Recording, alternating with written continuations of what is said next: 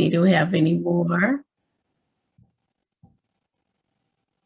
Okay. And we've started our recording. Okay, from Renton, from Covington, interested and excited. Nice, yes. I'm very interested to see what you all are going to say in your polls as well.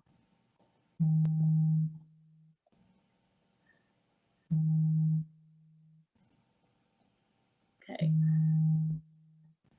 So as we continue, I'm going to go ahead and do our land acknowledgement.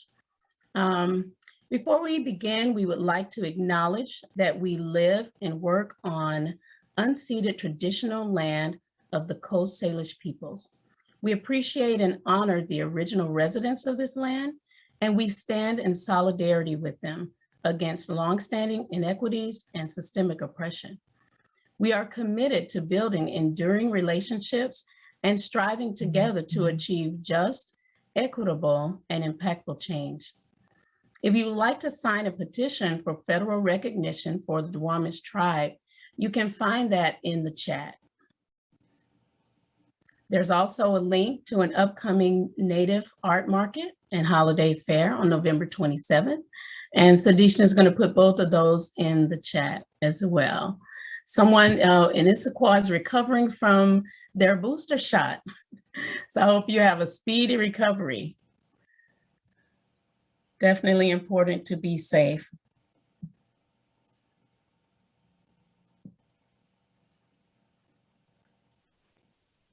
So Sadishna, we do have more people who are having a problem with the link. If we could maybe put it out somewhere where they can get it as we continue. Absolutely, I'll put it in the chat if they want to share with anyone. Okay. Yeah. So we're very excited to acknowledge some of our special guests and community leaders. Some of them may be here. I can't see everyone, but they registered, and we hope that they will be joining us. From the Bellevue Council, Councilman Jeremy Barksdale, the president of the Black Heritage Society, Stephanie Tolliver, the director of African Americans Reach and Teach Ministry, Ms. Kathleen Wilcox, our For Culture representative, Nina Yarbrough. I see you there, Nina. Thank you for coming. Longtime activist, community leader, and resident of the Eastside, Dr. Laverne Hall. And when we were planning this event, I talked to Dr. Laverne Hall, and we look forward to learning a bit of history about past cultural events that she has been involved with in Bellevue and in the surrounding areas. She's definitely done a lot of work. Okay. Today, we will hear from 4 amazing artists and arts activists about issues that affect racial equity, diversity, and access to the arts. Our goal is to share, but also to learn from you how we can facilitate increasing number of cultural opportunities and experiences for communities of color. Today's meeting is centered around Black voices and experiences, but we welcome participation from everyone. Although EastHUB's work is focused on the Eastside and Renton areas, we seek input and participation from the Eastside and beyond. And that means every person who's registered and every person who's tuned into this Zoom. Okay. Okay. Do we have any others? We have a few more that are coming into the room. So for those who may not have heard, one of the things we're doing when you come into the room, type into the chat where you're from, what city you're from, and also 2 words that describe how you're feeling today.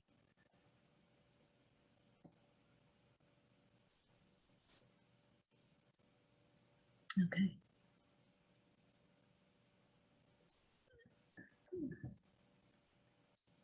Okay. So we'll move along. Is there anything else, Sadishna, before we move along? Okay. Before we get started on our program, I would like to share with you a wonderful performance from one of our treasured Pacific Northwest artists, Miss Josephine Howell. She presents Lift Every Voice and Sing, which some may not know is considered the Black national anthem. The song is important because it tells of the African-American story of struggle, triumph, and freedom. And I personally chose this song because of its significance to my people, but also because it aligns with many others, as well as our mission to uplift all cultures and all people. Okay, Sadishna.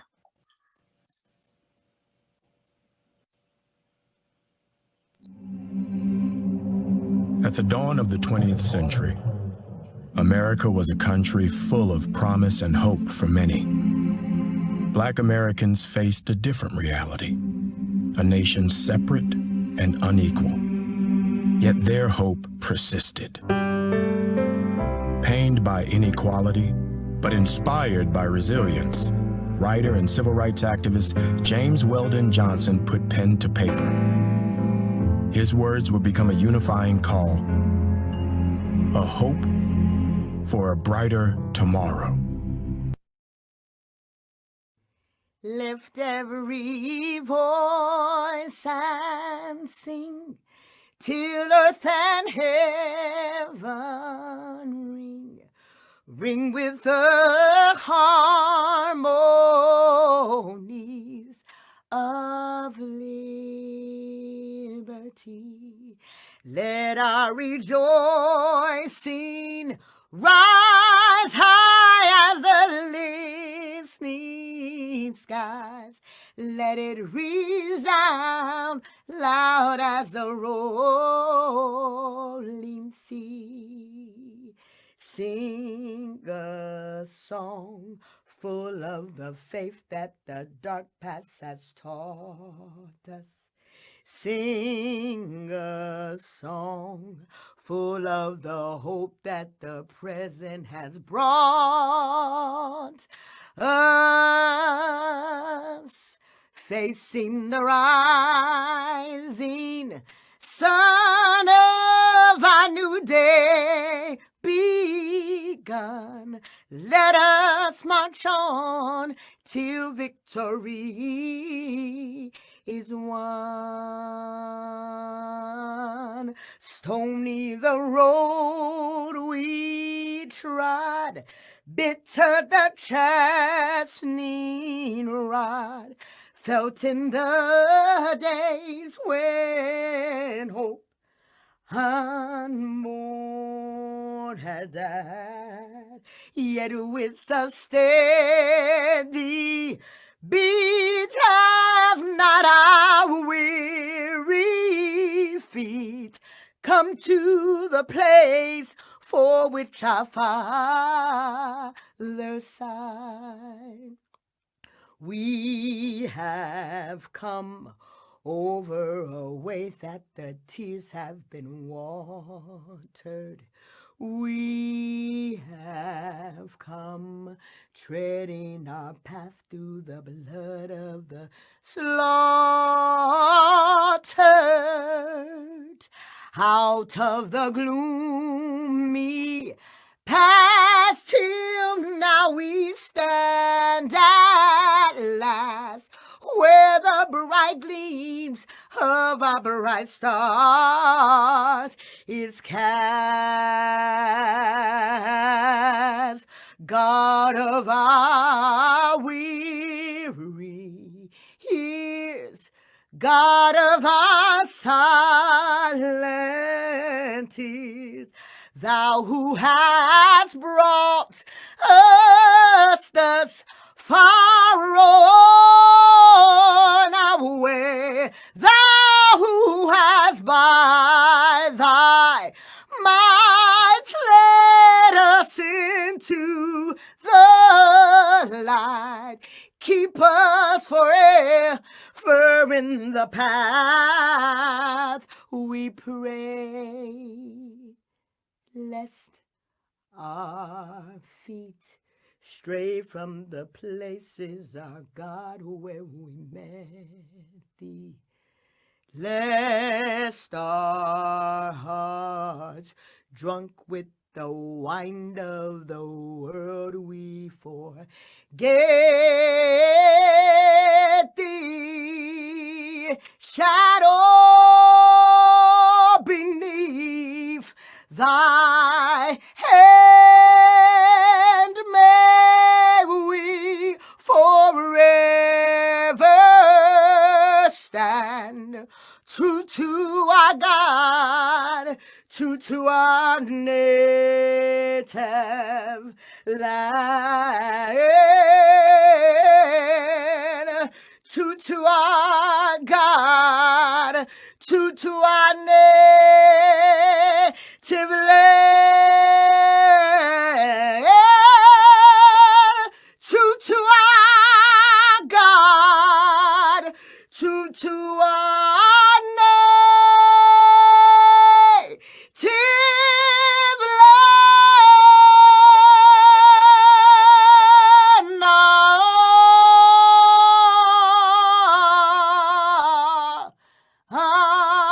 Amen.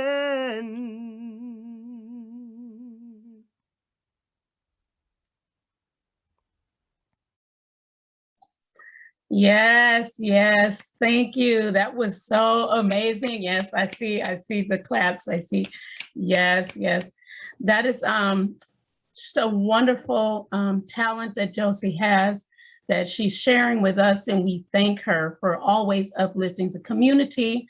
And on November 27th, you can see Josie at Sounds of the Sound 4. You can register today from her website, which Sadishna will drop into our chat. It is always a pleasure to experience what Josie brings. It's truly amazing. www.josephinehowell.com.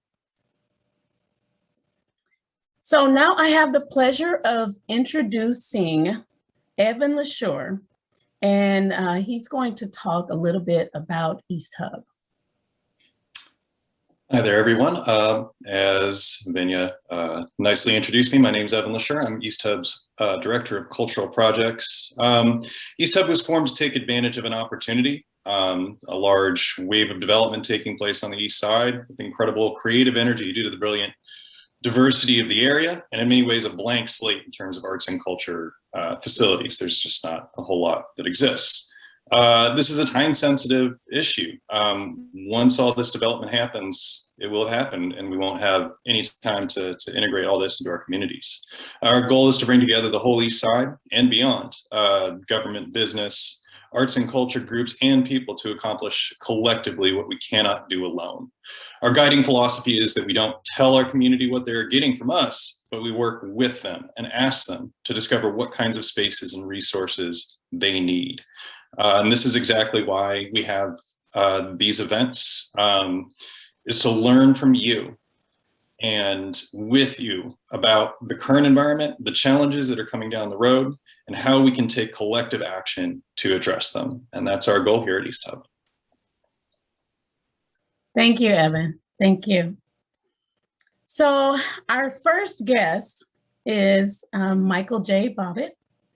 He is the executive director of Mass Cultural Council. He's an art leader and an EDI consultant here with us at EastHUB.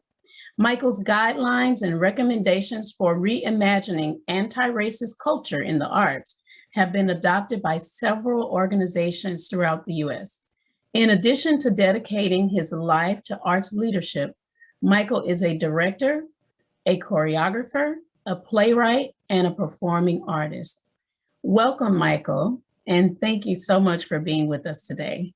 Thank you so much, Vanya. It's really great to be here. Hi, everyone. How y'all doing? Good to see you. A little bit more about myself. So I am the executive director of Mass Cultural Council, coming to you all the way from the East Coast. That position makes me the highest ranking cultural official in the state of Massachusetts. I get to give away money to artists and arts organizations every year, about $35 million. So it's a great job to have. If anyone has vision impairments, I use the he series pronouns, but I'm a Black man with a shaved head and a closely cropped beard, and I'm wearing a purple shirt because I think it brings out my jawline. I have been on the planet for almost 50 years, sponsored by cocoa butter, born and raised in DC, but now I live in Cambridge, Massachusetts, on the land of the Nipmuc, Wampanoag, and Massachusetts people. I started my theatrical career in the first grade when I was Hansel in the third act of Hansel and Gretel, and my mom said it was the best act, and she had no bias. I studied theater and dance and music in the late 1900s, and then transitioned to teaching theater, dance, and arts management. I'm married to my husband, Steve, and we are the fathers of our 20-year-old son, Sang, who was adopted from Vietnam when he was 8 months old. He is studying marine biology at the University of Florida right now. I'm also the brother of 7 siblings, and don't tell my siblings, but I'm pretty sure I'm the favorite child of Dorothy and James. Like I said, I'm a Black man with some indigenous ancestors mixed in there. I only eat whole food plants, no meat, no dairy, no processed food or sugar. I'm also an Idris Elba stalker. I'm addicted to home improvement shows, and I aspire to be savage, classy, bougie, and ratchet. And that is sort of me in a nutshell. Not right. I try to keep it real. But I know Vanya wanted me to talk a little bit about why it's important that we build this anti-racist culture. And there are many reasons. First of all, it's time, right? It's time. We design this thing, we can undesign it. It's the right thing to do. There's public outrage, and we have an executive order from our president that we start making sure that our organizations are anti-racist, anti-oppression, equitable, diverse, and inclusive. It also, in my opinion, it's an act of love. All of those anti-words, anti-racism, anti-oppression, equity, diversity, and inclusion, it's an act of love. These are acts of love, showing people who have never been loved by this country love for the first time. I hope that motivates a lot of people. This time helps us move towards ending this race war. We did not start this thing. It does not benefit us. We want it to be over. And it takes actions towards correcting a 400-year head start. And the best thing about this is that it's good for business. One of the things that makes us people of culture is that art and culture is inherent in who we are. Ask a Black person to tell you what makes up their culture. They'll say music and art and dance, right? And fashion and food. Ask any person of culture of this. In some indigenous cultures, there's not even a word for art because it's just part of who they are. They don't separate it from their traditions and their rituals and their pottery and their fashion. It is part of who they are. I was visiting an organization last week, and it was a show about the immigration experience. The whole house was filled with immigrants. When the show was over, the usher started pushing people out of the theater. They're like, the show's over, it's done. Art happened, now there's no more art, so go home. But the people that were there were milling around because that was the beginning of the experience. They wanted to stay in the space and experience and talk about what they just saw. It's part of the culture. And so for organizations that are predominantly white, you have to realize that those organizations were designed to be that way. It didn't happen by accident. Not to say that it happened out of malice or ill intent, but it was designed by white people for white people because of bias, preference, comfort, however you want to think about it. And so if we want to get the benefit of people of culture consuming art in our spaces, we have to redesign our business models. We have to redesign it with multicultural people, for multicultural people. And then we're going to have thousands and thousands and thousands of people entering in our spaces and experiencing the art and seeing themselves on stage and becoming advocates. That is why we do this. We all deserve it. The one thing that's important to me, especially in a government position, is that, and I'm preaching about this all over the state of Massachusetts, is that we need people of color to show up at the public square. Decisions are made by people who are showing up at the public square, who are making their voices heard to the legislators, the decision makers. And so if we're not there in the space, things don't happen for us. They happen for the people that are there. So we need to Stacey Abrams all this, right? All of us need to be in the space, making sure whoever is making the rooms are hearing what we need and what we want. That's why I'm excited about being a consultant for EastHUB. And I've known the executive director, Ray, for about 15 years. I know his heart is deeply into this. And you heard from Evan that this is all about what you need and what you want. So as EastHUB builds its organizations and starts finding these spaces and buildings, we need to hear from you. What do you want in your spaces? What have your experiences been when you've gone to spaces that we don't want to have in the spaces that EastHUB is building? How are we designing this, not only the organization, but the spaces, the board, the processes, the staff, with people of color in the room helping us design that? This sort of process is known as consensus organizing, and it was founded by the real estate development world, whereby the old process of building a building was that a developer would come into a town, find a spot, build a building, and then the people in the town are upset because they weren't consulted. They weren't asked what they wanted. And so it's a lose-lose situation. The people in the town are upset, not using the building, and the developer has an empty building that they put all this money into it. So what they started doing was to go into the community about a year or two in advance and hire someone from that community to organize the community, to be a part of the design, the function, the aesthetic, the whole process of building this building. And then what happened in the end is everyone benefited, right? The people the people in the communities got to say what they wanted and needed. The developers got to hear that, and everyone participated in this. When I used to run a theater, I had a show that I wanted to produce because I thought it was a great piece of literature, even though it was painful for a lot of people. The show was a musical called Big River, which is based on Mark Twain's Huckleberry Finn. If any of you have read Huckleberry Finn, it is inherently racist, so deemed the NAACP. But there's a great story in there, hidden by some of the language and some of the words that are in the play. So the musical was based on the book. And I worked with the Broadway playwright who wrote this play and got a Tony Award for this play in the early 80s. And I said, I want to do this play, but I want to rewrite it. I know you want a Tony, but it's time to rewrite this script because people of color are not experiencing this piece of literature. And so we organized with a consensus organizer about 100 people, 100 Black people, to help us redesign this script. And this elderly playwright sat in the room and listened to people tell him why his play was painful for us. And he rewrote it.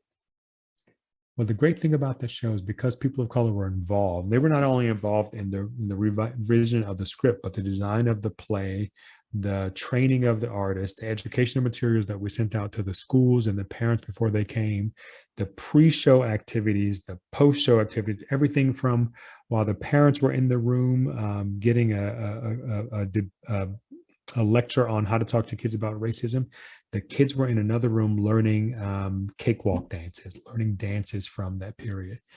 But the show sold out. I could have had that show running for another 6 months because everyone was coming and coming and coming. And even after that, because the people in the organizing committee felt so involved, they continued to come. And the next two shows were Winnie the Pooh and Cat in the Hat. It had nothing to do with Black culture, but they felt like the space was there, so they wanted to keep supporting that.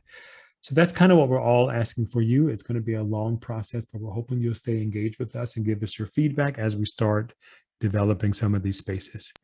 But thank you for being here, and fight the good fight and show up at the public square. Thank you all so much.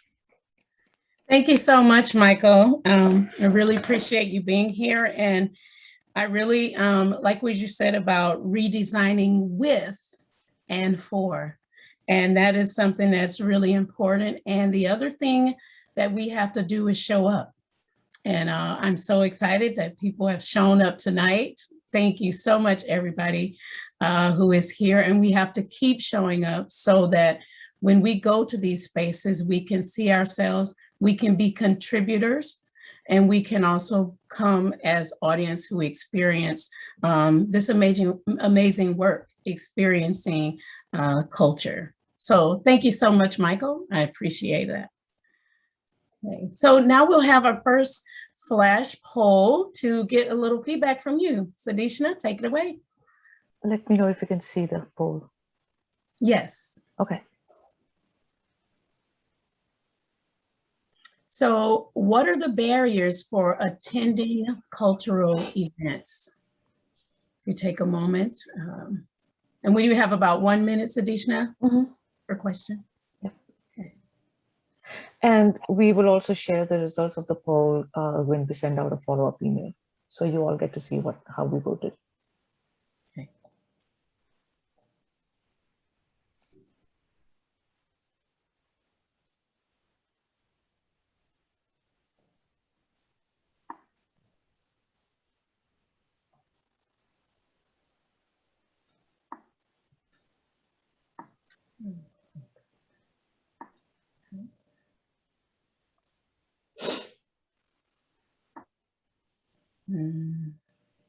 Lack of information.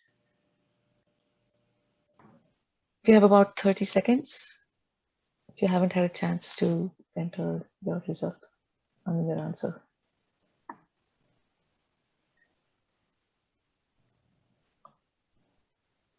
Okay, 5 seconds.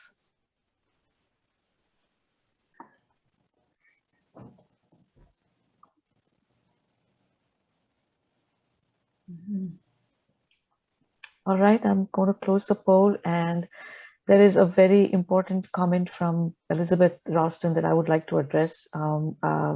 We tried to do closed captioning for this event, but unfortunately we were unable to do that. But as we keep progressing doing these meetings, we hope to have a consultant who works with us to kind of get over these barriers as well. I'm going to end the poll now, and let's just look at the results quickly. And I think we have a clear winner. So lack of information about events is the clear winner. And then the second one is lack of diversity in programming. And we are actually, I would just like to say that just because lack of information about events is in the forefront here. We're actually working with the city of Bellevue to work on an events calendar where we're asking organizations around the East Side and Renton to participate in posting their events here. So, people have more access to it. Thank you, everyone who took part in this. Okay, thank you.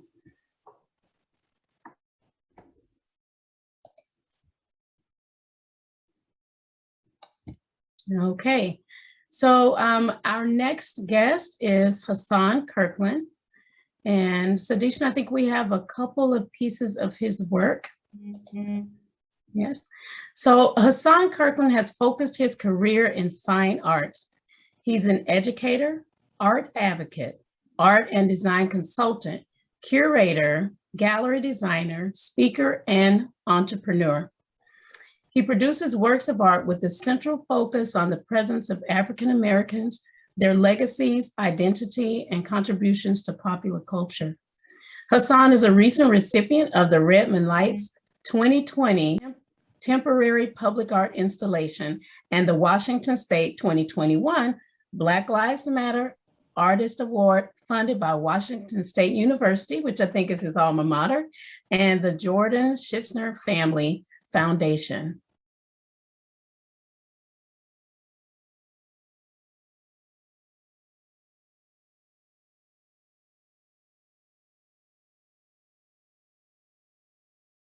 Okay, and we have two sites where you can learn about Hasaan and his work, and Sadishna will drop those into the chat.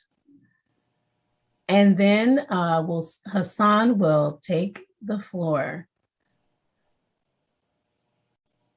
Should I start, or do you want me to wait?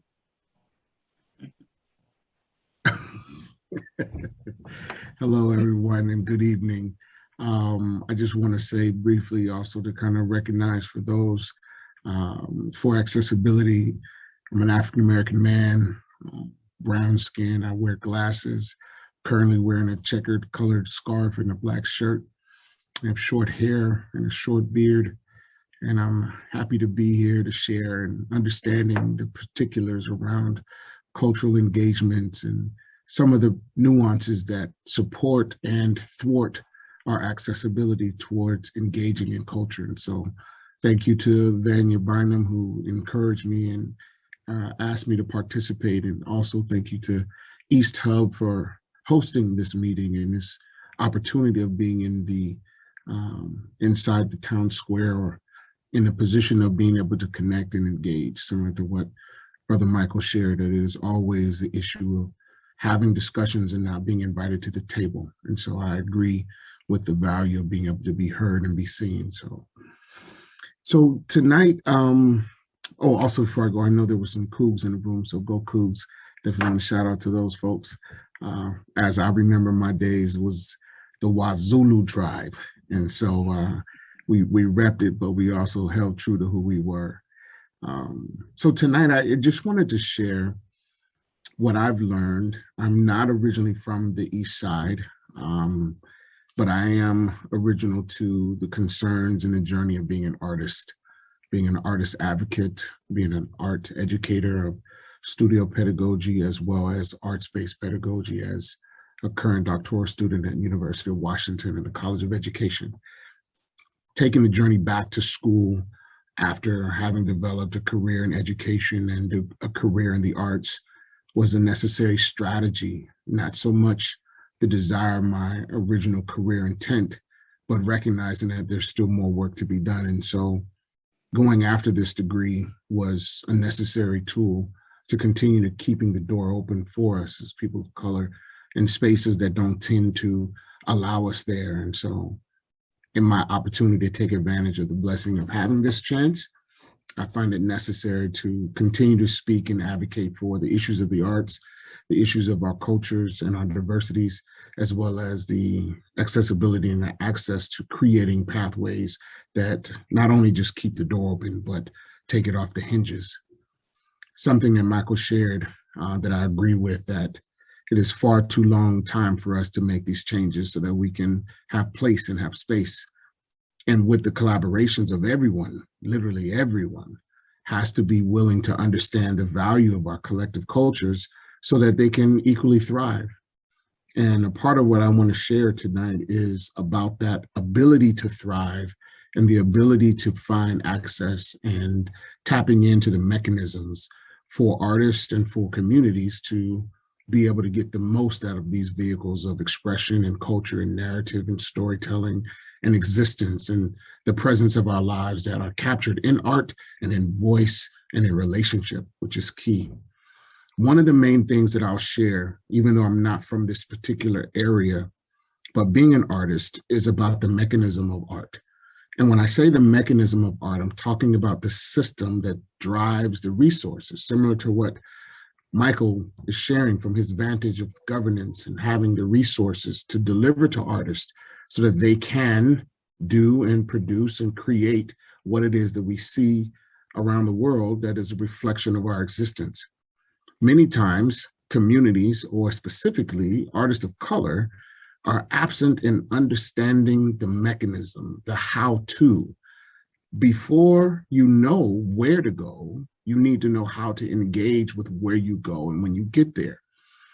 In my experience, I have sat on many sides of the table of being the artist or being the advocate for the artist or being on the system of evaluating the artist. Those particulars, they come with certain regiments and certain concerns that rule you out even though you have great art, or they will not include you because there are particulars to your package or your portfolio or your grant letter or your writings. All of those things have to be in order. So one of the things that I share is for systems like EastHUB is to develop boot camps, develop learning modules, develop resources that are opportunities for artists to engage with. I share that because that's a great vein towards learning this mechanism and learning the system, as well as developing a network of artists to remain and sustain the opportunity of contribution or creation or relation. one of the great things with these types of mechanisms is that once you are understood and capable and you build a relationship with those resources, there becomes repeat opportunities. And the repeat opportunities share into new opportunities. And so I share that concern because as I engage with the East Side, and again, because I'm not from the East Side, I have the observations like many of you, where I'm looking for representations of me, and I see very little of it. And so the challenge is being one of few artists. Yes, we can do great and we have opportunities, but we cannot do it all. And at the same time, the availability of certain communities and resources needs to avail themselves even the more with resources that are not just saying, hey, we have an opportunity, but yet if you don't know the mechanism, you're not going to get in. And so the opportunities need to kind of conjoin with the mechanism of teaching. So one of the examples that Vanya mentioned that I had an opportunity to do work with was a public boot camp with Redmond Lights. And I really applaud that resource because in the boot camp, it was about 3 weeks worth of learning about public art developments, learning about the mechanism, the cost, the budgets, the supplies, the resources, the relationship between yourself as the artist and a city or a particular region or a large scale or a small scale. That level of information is privileged information. Your average artist is not going to know that. And when they see works of art around the world that they feel like they can do or participate or would like to engage with, because they don't know the mechanism, they never really get the shot. So I definitely applaud Reverend Light for doing what they did, because they taught me and they exposed me, and then they also gave me the opportunity. And so I know I submitted one of the images, which was for the example of what I did. And that example was a great moment of experience. It wasn't necessarily my best art. It wasn't the one that I'm so proud about, but it was a part of my history of producing art and contributing into the community, so that regardless if it's my best or worst, somebody got something out of it. And it opened another door, and it created another fashion of understanding it. It colored the environment of the community and the local area with my voice of something. So for that much of it, those resources are extremely valuable. It's not just the money, it's not just the mechanism, but it's the relationship that the artists get to contribute into those local areas. The second point that I'll share about the availability of the mechanism is, once the mechanism is made available to artists, then there has to be a concern of sustaining the mechanism, that you cannot necessarily just give a one time every 10 years and expect the cultivation of arts to be within your region or area or local community or neighbor. It has to be sustained. There has to be a presence that says, if I don't get it this time, I can try again in 6 months. I can try again in another 6 months. The resource has to be available. Again, I'm pulling on Michael as he mentioned a very difficult scenario of not being able to be added to the table when buildings are erected for the benefit of something that was never centered on what the community wanted.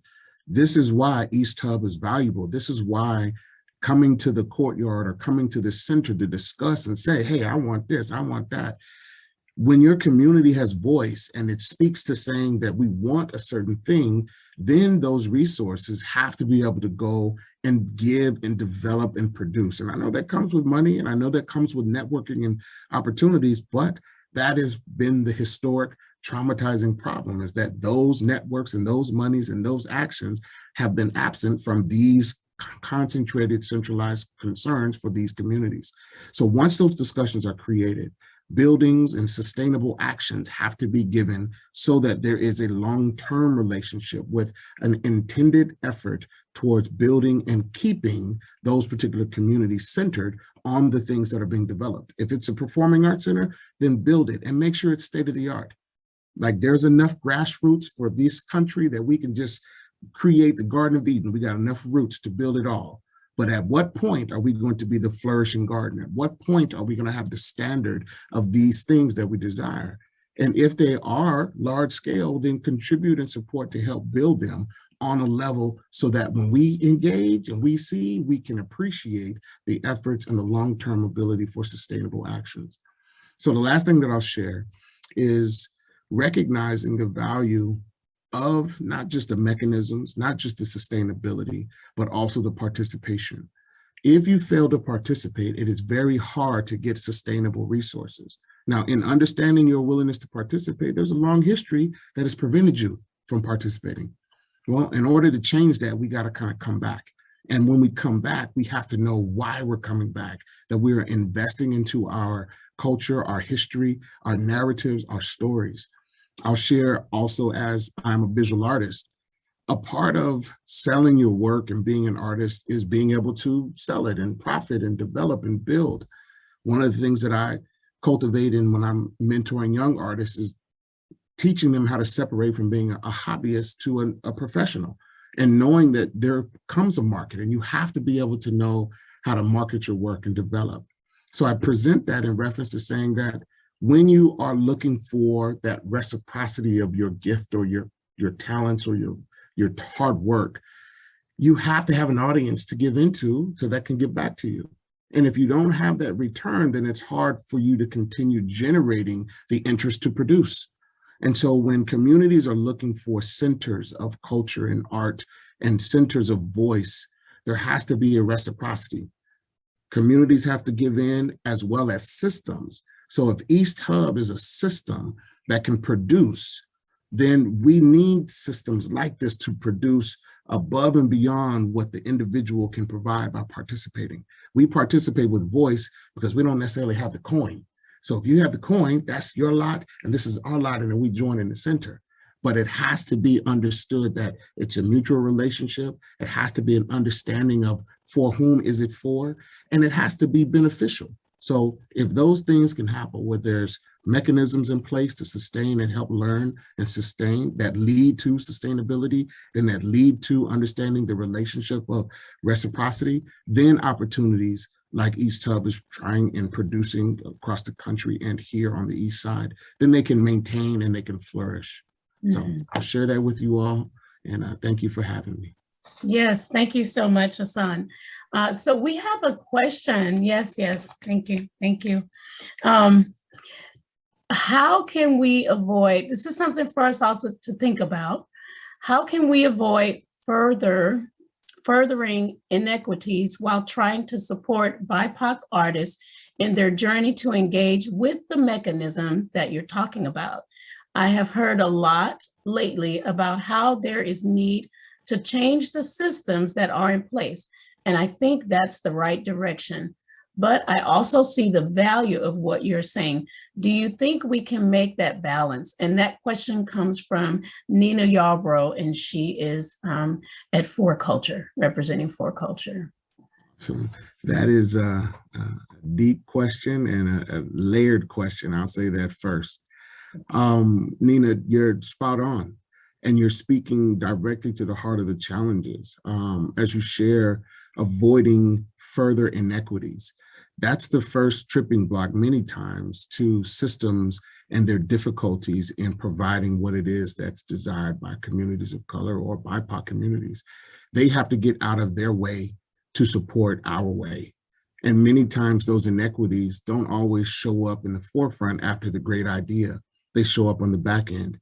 And those challenges continue to perplex our community resources when we have to lean on the relationships of longstanding financial concerns or developing resources and funding.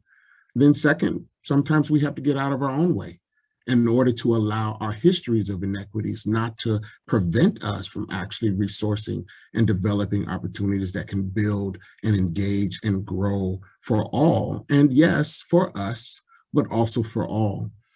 The second portion that you share is I've heard a lot lately about how there is a need to change the systems that are in place. And I think that that's the right direction, but I also see the value of what you're saying. So the need to change is symptomatic to the constraints that we're speaking about now, the constraints that we have lived through, the constraints that are historic to our existence in this country.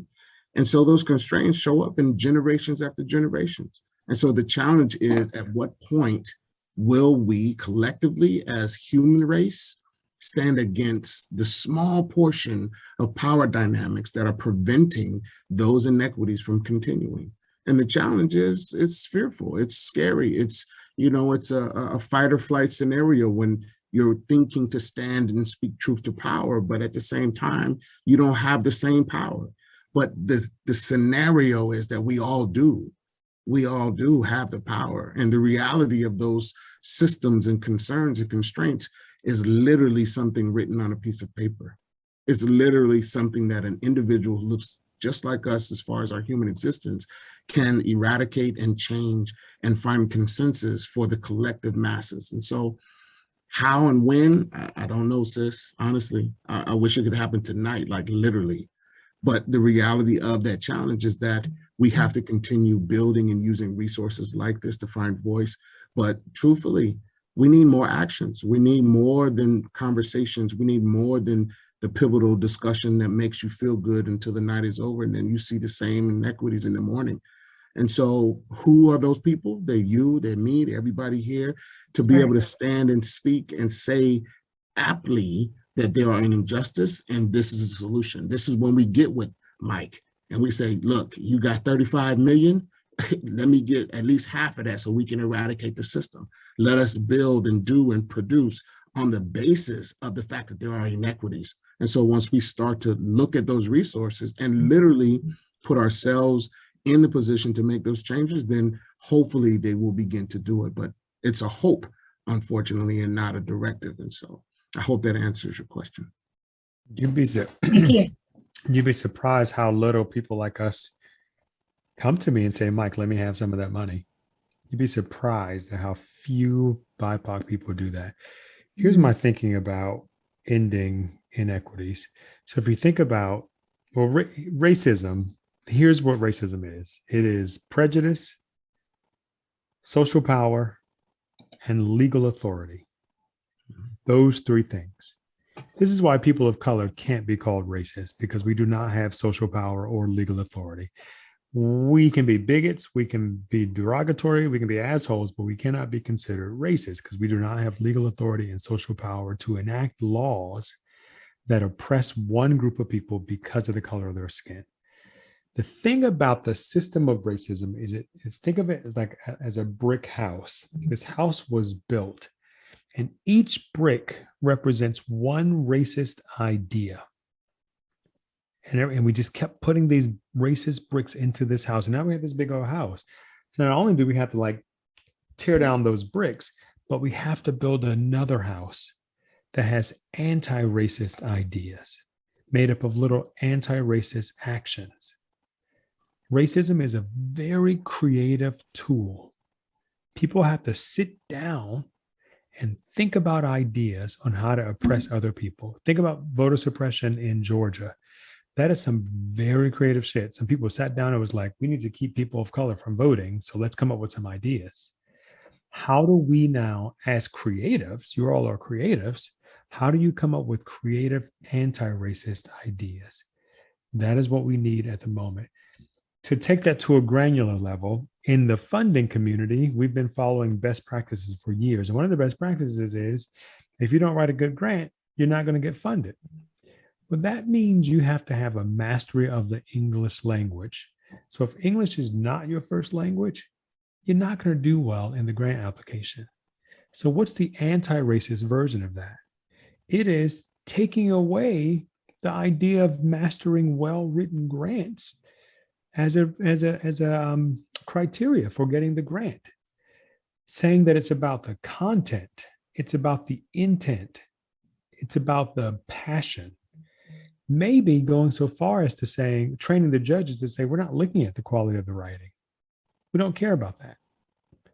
How about we have audio submissions or video submissions? So it's really about the voices and what we're hearing and the ability to communicate what you are trying to do. That's an anti-racist version from a racist thing that has been in place. But that's the kind of ideas that we need from everyone in this room. EastHUB needs to hear from you about what things have you experienced? How do we come up with the anti-racist version of that? Yes, thank you very much, Michael and Hasaan. I love that, taking the doors off. We're not just opening, taking them off, and we have to show up. We have to step forward. and really put forth that effort to understand the systems and the mechanism and to take action. So thank you so much. So we will do another quick flash poll that goes right along with what we were saying. Take it away, Sadishna, and then we'll move on to our next speaker. Thank you so much, everyone.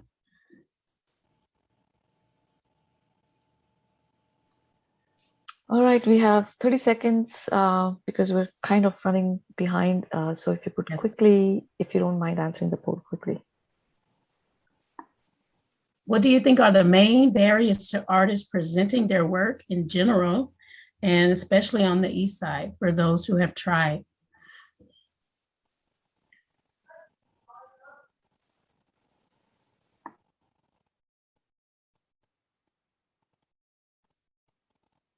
Lack of awareness. See, lack of awareness taking the forefront. Yep, I'll be closing the poll in 10 seconds just to keep us on track. So 21 people have answered the poll. I would encourage everyone to participate. Let's see. Okay. Okay, 5 seconds. Okay, I'm going to close the poll now. So this is bang on about what Hasaan and Michael were both talking about, lack of awareness and opportunities. 46% said that's the barrier, the biggest barrier for opportunities. And again, I'll share the results in an email, follow-up email as well. Thank you all for participating. Thank you, Sadishna. I just want to add quickly, it's very interesting what I found when preparing for this event and reaching out is that, you know, Black people are all around, spread out in these East Side cities, really looking for each other and looking for the resources. And, you know, I think that with EastHUB, with our mission, we can make a difference. Yes, it'll take time, but we can make a difference. And we see where. Okay, Sadishna, can go ahead.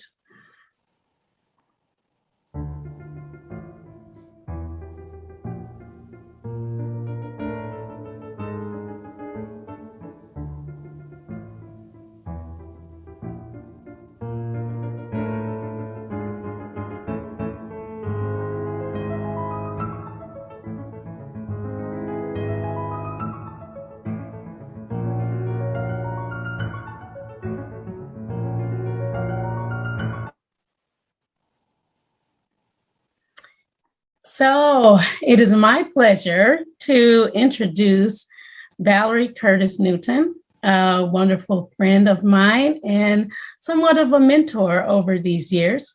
She is the head of directing and playwriting at the University of Washington School of Drama. She also serves as the founding artistic director for the Hansberry Project, which is a professional African-American theater lab. She's worked with professional theaters across the country and has received numerous awards, including the 2020 Seattle Times Most Influential Person of the Last Decade, and in 2019, Theater of Puget Sound Gregory Falls Award for Sustained Achievement. I first met Valerie when I worked for her, Vivian Phillips, on the Hansberry Project, and I learned so much, and I'm so excited to hear what she's bringing to us today. Welcome, my friend, Valerie Curtis Newton. Thank you, Vanya, and thank you everyone for having me to follow through on the thread of supporting accessibility. I am a 62-year-old Black woman. My mother would say I'm cafe au lait. I have gray hair and I'm wearing a gray sweatshirt with some jewelry. So I'm going to just talk, the first thing I want to say is that in talking about gathering cultures in whatever EastHUB is going to be, it's really important that we're clear that no culture is a monolith. That no culture is a monolith. And so talking to various communities, about the ranges of opinions and ideas within their culture makes sense. And the sustainability of being able to present more than one of a thing allows that it's possible to hit more than one appetite. So I think that that idea of sustainability and variety is really important in creating a space that people will be able to come to and find some part of themselves there. I'm also very interested in what goes on intergenerationally and how we build organizations and entities that have a sharing of wisdom and knowledge. As we get really interested in this notion of a new thing, creating new systems, having a new way of thinking, there is inherent in that there can be a de facto separation of the elderly, of the old elders, of the wisdom of age. And I think that we need to actually have real conversations about our various histories so that we understand ways of not remaking the wheel over and over and over again. So I think those are important things. When we were starting the Hansberry Project, I arrived here in the early 90s and discovered that Black Arts West had been shut down. The group theater was in its last breath. So all the things that were sort of nationally known about diverse performing arts opportunities were faltering when I arrived. But there was a plethora of individual artists who had experience. I see Kabibi Monet in this group. She was one of the people that I met when I first got here. But there was a plethora of people to give me information to share and begin the development of my relationship with the city of Seattle. So I think that looking at what is here, doing a real deep dive in terms of the experiences of people who have been here, and not shutting them out in favor of new, but finding out how to build on their lived experience and the wisdom that comes out of their lived experience, bringing new energy and new ideas, and adding that to the experience of folks who have been here for a while. I think that there's also a really important thing to remember. I would say two things. One is that deciding on how brave or how safe this space wants to be. You know, Michael mentioned anti-racist ways of being, which I think is really, really important and very powerful. And I think that we also have to learn to be brave and not always crave safety. That brave people in every space speaking truth, which I think gets to partly Hasaan's point about showing up and participating, is important. People are going to make mistakes. They're going to, intentionally or unintentionally, harm is going to happen. We don't want to build systems that perpetuate the harm, but we also are not living in a world where harm is not going to happen. We have to be prepared to stay the course or engage in the fight, to have our support systems, and also to know our boundaries and our values. And then to be self-determined in how we go about doing our work.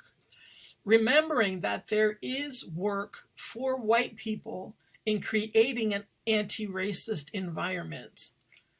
It's not something that global majority folks can do on our own. White folks have to do their work, and we have to help them understand what their work is and charge them with doing it. And so in building the Hansberry Project, that was a big part of how we went about it. It was, where can we find collaborations? Where can we utilize existing make partnerships? But in those partnerships, how do we guarantee our own autonomy? How do we ensure that we're making decisions about our artwork? How do we encourage new ways of thinking of how to reach out to our audiences?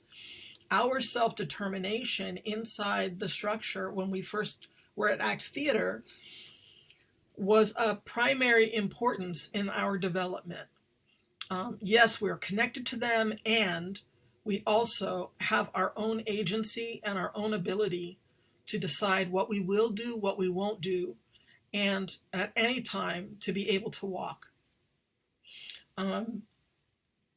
So as you're building this new thing, I think the idea of creating relationships that allow for self-determination and for a voice of agency is important.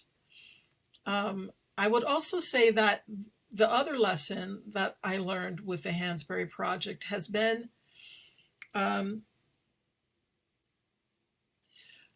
in terms of who it's for. And again, as I said, we're not a monolith, and not every artist in this room is going to have the same opinion about who their audience is. Yes, I want to tell the stories of Black people. And I would love if Black people came to see it. I would love that. I would love that. But I live in the Pacific Northwest. So I have to recognize that I need to make work through a Black lens, amplifying a Black voice for whoever shows up in the room to receive it. That's an important thing for us to be mindful of, especially if you're going to build a building on the East Side. There's going to be a time, perhaps at the beginning, where you're not going to have the most diverse audience ever. It doesn't mean you should stop making the work. It means you should amplify your efforts to diversify that audience, to be more inclusive in the audience. But this is a thing that happens very often with cross-cultural partnerships. We don't actually have a common sense of what success actually is, right? And so then we find ourselves bickering about what is success. If the Black show sells out for 4 weeks, but the statistics say that the audience was only 25% Black, is that not successful because there weren't 100% Black people there? You know, I think that it's important that we recognize that we make our stories from our experience through our lens as an offering and an exchange for whomever shows up. And if we do it long enough and do it well enough, people from the community will be, from our communities, will be buying in and showing up. But very often here, the effort quits because there aren't brown faces in the seats, because they haven't gotten the Black or brown dollar. I'm like, I want the dollar from whoever is coming to see the thing so that we can make more of the work. We can do better going forward. The last thing I would just say is I appreciate the impulse to be inclusive and to do the listening tour part of this. But figuring out how to be in relationship, what does EastHUB have to offer to the communities that it's inviting? Like specifically, what does EastHUB have to offer? And I get that you wanna ask the communities what they need, But simultaneously, you need to be telling them what you have. Because I don't necessarily know what I need until I know what's completely possible. So to the extent that you can reach out with a sense of what you're hoping to provide and an openness to shift, change, in the words of the pandemic, pivot to a more successful model, I think that's an important way to go, rather than getting stuck in a tell us what you want, tell us what you have kind of way. Actually plant a flag, be brave, say this is what we made. Maybe you like it, maybe you don't like it. What don't you like about it? What's the feedback you can give us on what it is we've made? Yeah, so there's that. And I know I've said the last thing a bunch of times now, but when Michael was talking about rewriting Big River, as I talked about us not being a monolith, I'm not a fan of rewriting or writing the N-word out of every play that's ever been written. Because the history of my people is that the word was used. It was used as a weapon. I don't want to pretend the weapon never existed. I don't want to pretend that we can just shift and deny the presence of the weapon in the room. But I do want us to unpack the use of the word, the need for the word, the lack of need for the word. My grandfather, in the 1930s, he heard the word like a lot of times during the day. And I don't ever want us to forget that our ancestors encountered and survived and thrived and found strategies for success despite the presence of the word. So I want us empowered, and I want to honor the conditions under which our people have lived.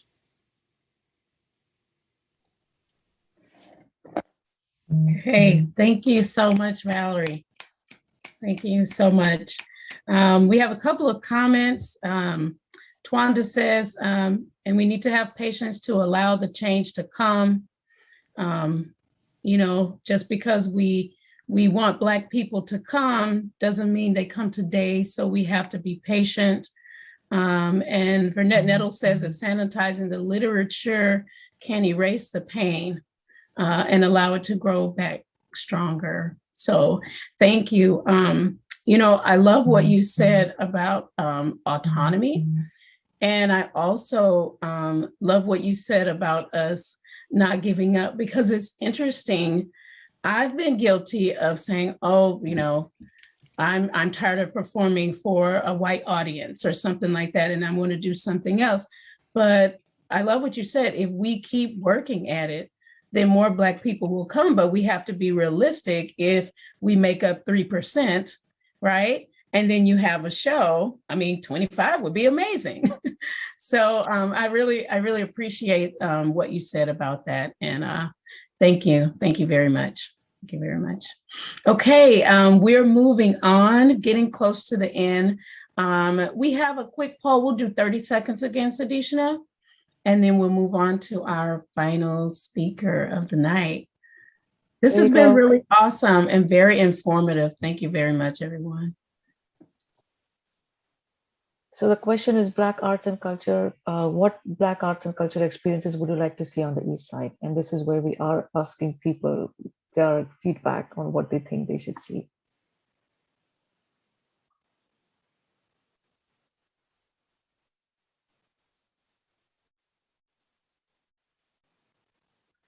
Venya, I think you were close to being correct. Plays and readings. I can't wait. We have work to do. What did we say the other day? We're the roots. So this can succeed if we continue on and actually do this work that we're talking about, you know, bringing along the community and making space. So yeah. I'm really excited. Yep, I live on the East Side. I should be doing my work over here too. Okay, I just ended the poll and I'm just Okay. sharing the results. So this was a multi-choice question. I just wanted to see what people are interested in, and I think a lot of them are dance performances, plays and readings, and then visual art take the lead, I guess, in this. But as always, I will share the results with all of you, and we can move on to the next segment. Yes, yes. So our next speaker is Nia Amina-Minor. Through performance and teaching, Nia's work converses with Black realities and investigates the intersection of movement, memory, and rhythm. Originally from Los Angeles, Nia resides in Seattle. She's worked for 5 seasons as a company dancer and engagement artist liaison with the Spectrum Dance Theater, performing in acclaimed works such as Rap on Race, Shot, and Strange Fruit under the direction of Donald Byrd. And before Nia comes to us, we'd like to give you a taste of her amazing work.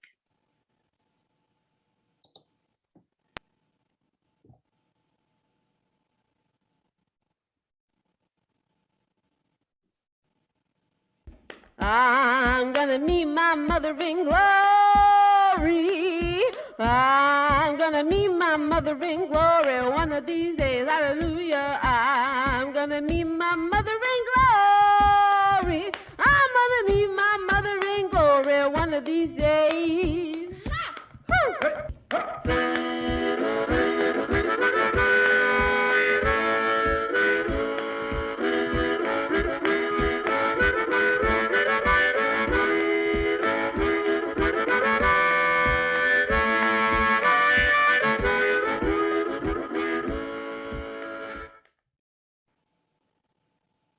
Okay, thank you. That is so beautiful. And I really love how authentic Nia's work is.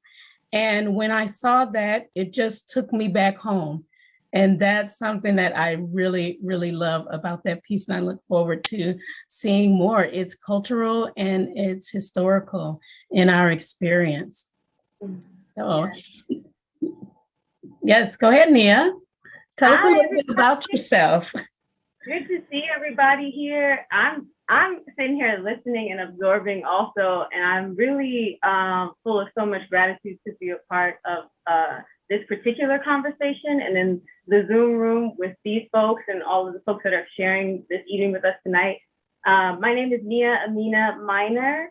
I am a brown-skinned Black femme. I have my 2-strand twist in 2 cornrows going down the back of my head. And I have on my gold hoops and my gold chain with a tan and white shirt for y'all tonight. Yes, like Vanya said, I'm a movement-based artist and choreographer. I'm based here in Seattle. I performed with Spectrum Dance Theater for 5 years. I'm going on my 6th year of being here in Seattle. And time is moving so quickly, y'all, my goodness. And it has been a truly amazing experience being up here in Seattle. I'm originally from LA, originally from the Crenshaw area in LA. And my family has been on the West Coast for a minute. We do have some folks that came through the Midwest and through the South, but on my dad's side, we've been on the West Coast, Black in LA for a while. So my connection to the West Coast is really deep. So moving up to Seattle wasn't something that was out of the ordinary. I, am an artist, and so my work takes me all over the place, but there's something about the West Coast, and there's something specifically about dance on the West Coast that I feel deeply connected to and drawn to, and I'm gonna try to figure out how to put that in my work moving forward. I'm committed to being here. There have been some amazing master teachers, choreographers, and dancers that have come out of the West Coast, from LA all the way up to Seattle. Seattle's own Sevilla Fort was danced here, moved here, then left to join the Dunham Company and toured. And, Sevilla's spirit is very much here in Seattle when it comes to Black dance in Seattle. So anyway, I'm really grateful to be here. As someone who's new, I also am just coming with open ears so that I can root myself, root the work that I'm doing, make a contribution to the community that I'm a part of. So my work, that particular piece was an excerpt of a piece that I created for the Reflections Dance Festival, which was a new festival that was created last year in the middle of the pandemic. That was hosted by the Seattle Office of Arts and Culture, Friends of the Waterfront, the Seattle Public Library, and it was a sort of collaboration, an opportunity to create a platform for Black and Indigenous artists, movement-based artists, to share work, share offerings, and also share cultural traditions. So it wasn't just performances, art performances, but it was also prayers and cultural traditions that were shared on the waterfront. So the connection to the pier for that particular piece and the connection to the water was something that I was meditating on around summer 2020. And we all know summer 2020 was full of so much. So this particular piece with those two dancers, one is Akoya Harris, who was born and raised here in Seattle. Another one is Michelle Dooley, who came here also to dance with Spectrum Dance Theater. That particular piece became a sort of space that we created in order to reflect on some of the things that were going on for us individually as Black femmes, the response to what was going on across the country at that particular time, and to sort of tune back into Black memory, history, and culture in a way in which we could maybe bring forth some of that legacy into the present. The music you hear is from the Black Tones, which is a local group here. The Black Tones are amazing. I'm a huge fan. And so some of the work that I'm doing is not only about, creating work as an independent artist, but trying to figure out ways where it can be in connection with people who are rooted here, with work that's rooted here. Beyond performing with Spectrum, I've also had the opportunity to present work at Wanawari, which was really specific. You know, they asked me to present work in the gallery space. And so that was an opportunity for me to make something that was site specific to that place and hasn't really happened outside of the living room of the gallery. But there were about 40 and 50 people in that living room, and it was a special event. And it was really special, holds a really deep place in my heart. And so some of the things that I'm interested in particular as an artist are, yes, opportunities for funding, opportunities for performance, but ways in which I can maybe re-envision how and where I'm doing the art that I'm doing. It's amazing to be on the proscenium stage. It's amazing to be in the Black Box Theater, but as a mover, I can move anywhere. And so I can always move to where the people are, right? And so I've been fortunate enough to do these projects that have made me, or at least encouraged me to start to think about this and figure out if there is not a place for it in my work. So here in Seattle, I've been able to, perform outside the Grosvenor Community Center, perform at Wanawari, perform on the waterfront, do performances on the middle of Capitol Hill for the Intimon fundraiser, on the street in the rain, and like these things that seem small and seem sort of insignificant actually allowed me to be present with people in the space, in the neighborhood, on the street, in the community. And I think that kind of work is largely important, in particular because we're sort of at a time of firsts. I've been saying, we're going to see live work for what feels like the first time in a while. And I think it's also an opportunity for us to reflect on not only what we've done, but also what can we do to be responsive to what's happening, as opposed to sort of going back into the same patterns that we might have been. So as an artist, I'm taking this time to reflect. I'm taking this time to think about that, my relationship, not only to my own work, but also to the people around me. Yeah, that's a little bit about me. Yeah, so thank you. One of the things that you and I both discussed, and I'd like you to elaborate a little bit on, we talked about how a lot of times artists actually leave.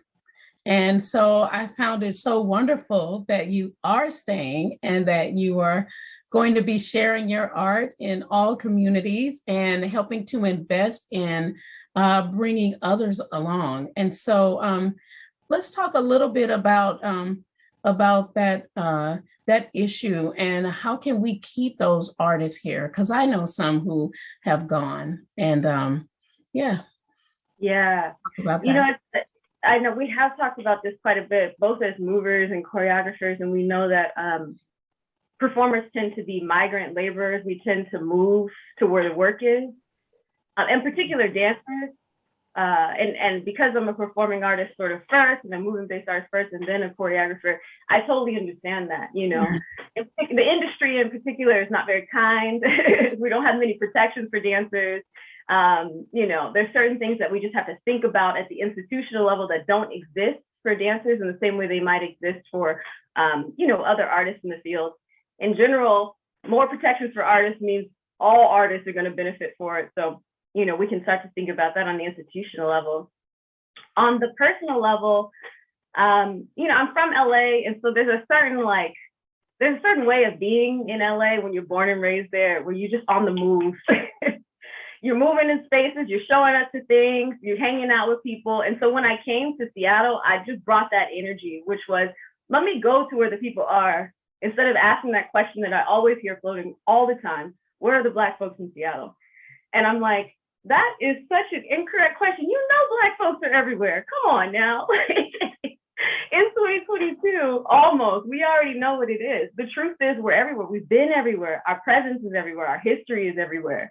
And it's only about picking up those strands and making them more visible for yourself. So when I came to Seattle, at first, you know, I was performing with Spectrum, and I was just doing a lot of just being out in space. I would just show up to events, be in the lobby, talk to people, show up to readings, show up to music, performances, and just move all over the city. The benefit is Seattle's not as big as LA, so it doesn't take me 30, 45 minutes to drive across the city. In certain ways it does, but, you know, I can get from the Central District to downtown and, you know, I can walk, okay?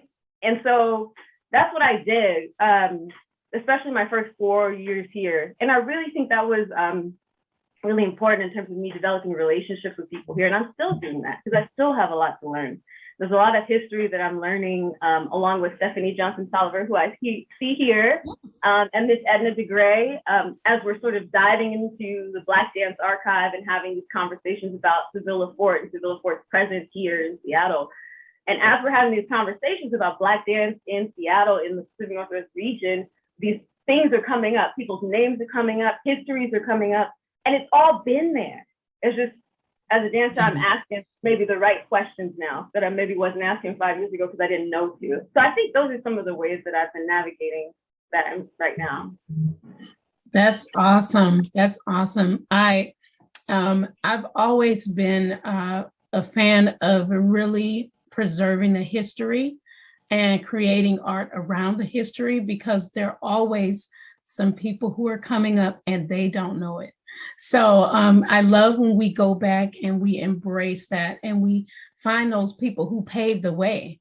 And you may not be talking about them, but their story needs to be known because it makes a path for us all. So I feel like we need a session 2 because we're at 7 o'clock.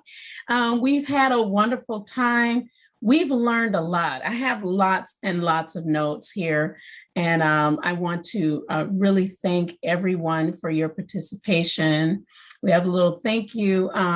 Your insights and your input have been really invaluable to us. And like I said, we probably need to have a session 2 here because we want to continue to engage with the communities every step of the journey as we transform the Eastside into a more inclusive and vibrant cultural destination.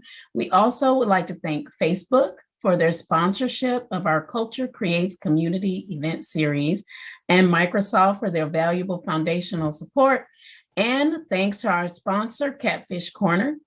Look out for their coupons in a follow-up email. And I just want to say on a personal level that I look forward to continuing to work with EastHUB and also building the relationships so that when these spaces come about, that the relationships are built and the trust is somewhat repaired so that we come out and we actually partake.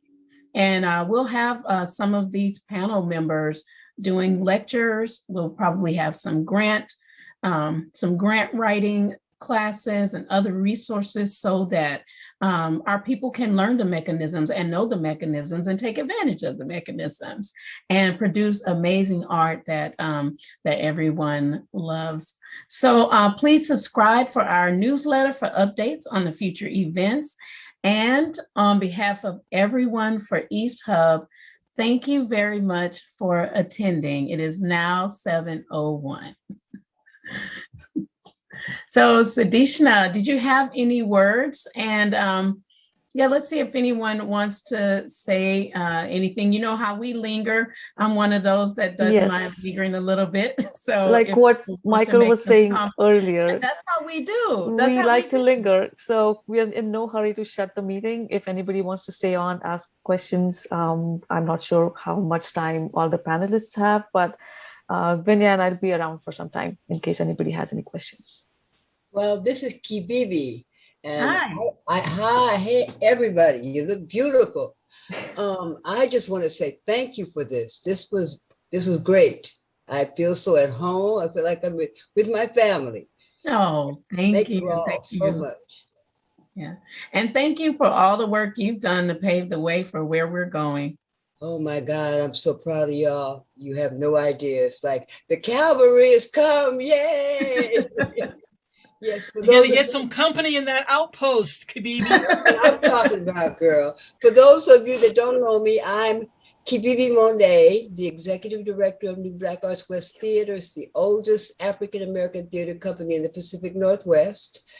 I am 74 years young. Wow, that seems odd for me to say. Born and raised right here, and I've been keeping Black Arts West Theater as New Black Arts West Theater alive for the community, for my people, for the rewards that the arts give.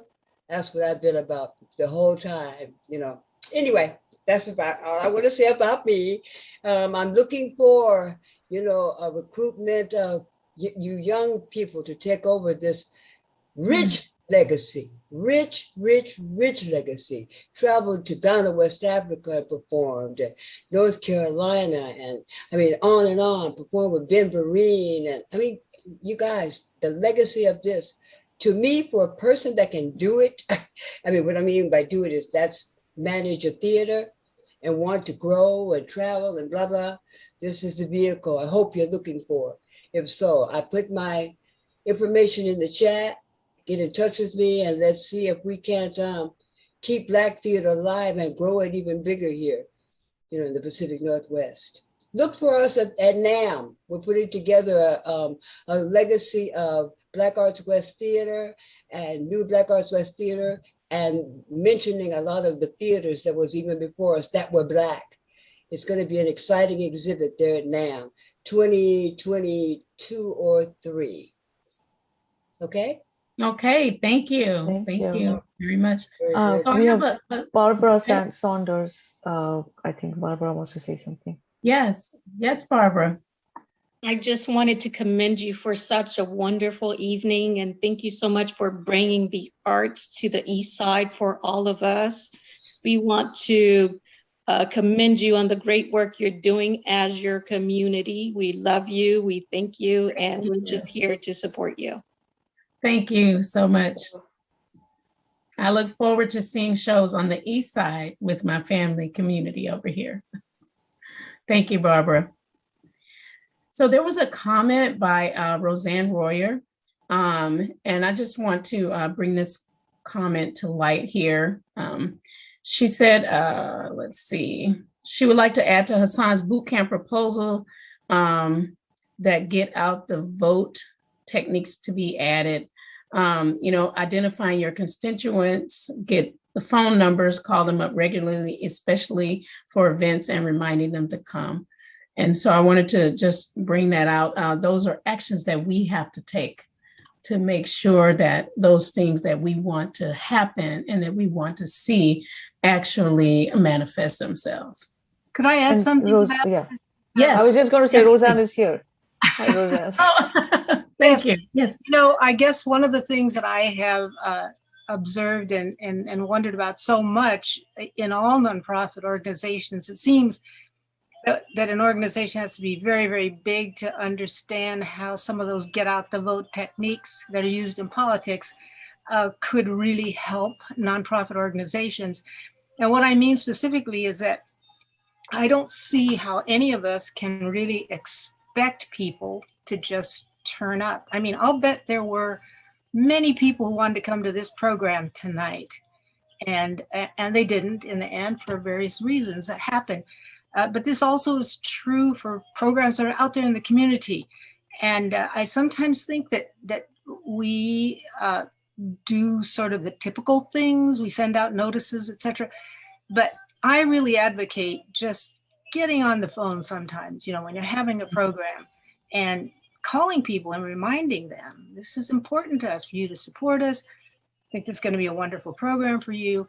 And I think that the fear of picking up the phone is just like, supposedly people are fearful of going to the dentist still, but I think picking up the phone and talking to somebody about the value of your program, staying in touch that way, even with an email, but reminding people about coming. And I really like very much what Valerie said about, don't worry if it isn't, if just a quarter of the audience is people of color, because all those other people need to know this too. They need to know what you're doing. That's how they'll be brought into your culture. And I think that it's, and even getting out the word, if people hear that you're doing something little by little, it would happen. But I really think that just some of that plain old hard work of following up with people, getting on the phone, reminding them of the importance of what it is that you're doing, really good. The kind of thing that people do when they're running for public office. They're never going to get people to vote for them if they don't get on the phone and bug them to death. So I'm not advocating that you do that, but I do think that it would be really valuable. And that's why I thought it would be great as part of Hasaan's boot camp to have a little bit of that too. How personal outreach really pays off in the long term. Thank you. Thank you. Do we have any other comments before we close? I see a lot of comments. I'm gonna hop off, but I wanted to thank Vanya. I wanted to thank you for inviting me, and I do hope to have future conversations with EastHUB. Yes. And yeah, just you have my information. Just keep me in the loop. Absolutely, we will. We look forward to it. Thank you, sister. Thank you. Thank you. This was just Valerie. an amazing panel, and thank you all the panelists. It was just wonderful to listen to you, and definitely I would love to keep in touch. It's beautiful, beautiful. Thank you all who put this together. All right. Thank you. You're welcome. Thank you, everyone. Thank you, everyone. Good to see you all. Take care. Okay. Bye. Thank you.